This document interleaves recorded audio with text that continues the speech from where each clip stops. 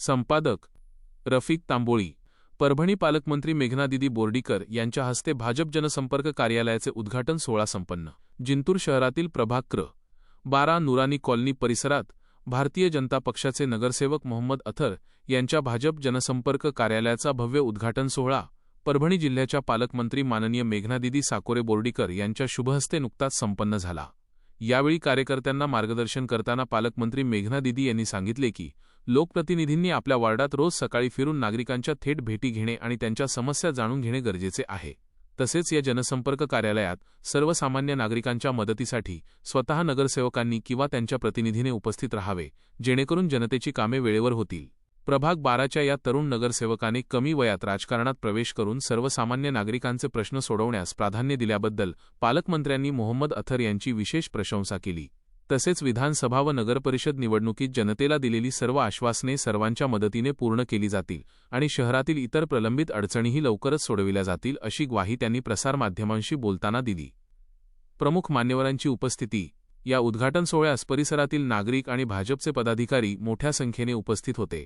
यात प्रामुख्याने खालील मान्यवरांचा समावेश होता: टिकाखान पठाण, नगरसेवक मोहम्मद अथर, डॉक्टर पंडित दराडे, विलास भंडारी, मोहसिन खान पठाण, राजा वैष्णव, शिवाजी कदम बोर्डीकर, वजीर सर, मोहम्मद मझहर, मुन्ना सर, शोएब जानिमिया, मिर्झा, याहिया बेग, संदीप लकडे, कल्याण देशमुख, बासुलाला पठाण, प्रदीप चौधरी, योगेश काशीकर, हाजी अझहर, इद्रिस चौस, अशोक बुधवंत, समीर जानिमिया, मोहम्मद नूरभाई। सूत्रसंचालन व आभार। या कार्यक्रमाचे उत्कृष्ट सूत्रसंचालन पत्रकार शेख शकील अहमद यांनी केले। या सोहळ्याला नुरानी कॉलनी व वार्डातील नागरिकांची प्रचंड गर्दी लाभली होती। माझे सहकारी जिंतूर नगरपालिकेचे नगरसेवक यांनी आपल्या नगरातल्या सर्वसामान्य जनतेची सेवा व्हावी यासाठी सुंदर असं त्यांचं जनसंपर्क कार्यालय या ठिकाणी उघडलेलं आहे। मी त्यांना खूप खूप शुभेच्छा देते की ज्या उद्देशाने राजकारणामध्ये त्यांनी एवढ्या कमी वयामध्ये प्रवेश केला तो उद्देश खऱ्या अर्थाने ते पूर्ण करताना दिसत आहे। संपर्क कार्यालयाच्या माध्यमातून हजारो लोकांच्या अडचणी सोडवण्याचं काम त्यांच्या हातून होणार आहे अशी मला खात्री आहे। म्हणून मी अथरबाई यांना खूप खूप शुभेच्छा देते, धन्यवाद पण मानते की खूप चांगलं पाऊल त्यांनी आपल्या जिंतूर शहरामध्ये उचललेलं आहे। धन्यवाद। जिंतूरकरांसाठी काय आव्हान करू इच्छिता? जिंतूरकरांसाठी एवढंच आव्हान करेल की आपल्या शहराच्या अडचणी सोडवून घेण्यासाठी आम्ही सर्वजण प्रयत्न करत आहोत। नगरपालिका निवडणुकीमध्ये आपण भरभरून असं विश्वास मतदानातून दाखवलेला आहे, त्याची जाणीव आम्हाला आहे। आता जरी काही गोष्टींची अडचण आपल्याला होत असेल तरी येणाऱ्या दिवसांमध्ये त्या सगळ्या अडचणी सोडवून घेण्याची जबाबदारी आमची राहील आणि जिंतूर शहराला स्वच्छ सुंदर शहर करण्यासाठी फक्त आम्हीच नाही तर तुमच्या सगळ्यांच्या सहभागाची सहकार्याची आम्हाला गरज आहे आणि वेळोवेळी तुम्ही तेही आम्हाला कराल।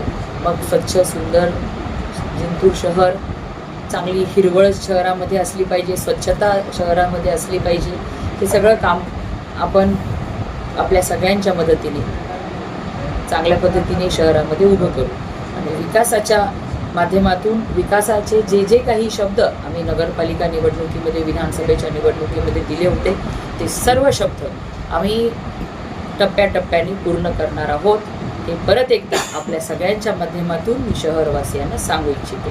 धन्यवाद। माननीय पालकमंत्री या जिल्ह्याचे मेघनादिदी यांच्या हस्ते प्रभाग क्रमांक 12चा उद्घाटन झालेलं असून हे आज मी माननीय दिदी यांच्या प्रयत्नाने आणि माननीय बोर्डीकर साहेब यांच्या प्रयत्नातून मी नगरसेवक झालेलो आहे आणि या प्रभाग क्रमांक 12च्या जनतेचा मी खूप खूप आभार मानतो की मला या कामं करण्याची संधी दिलेली आहे आणि या संधीसाठी मी सकाळी किंवा दुपारी किंवा संध्याकाळी 24 तास या कारात हजर राहणार आहे।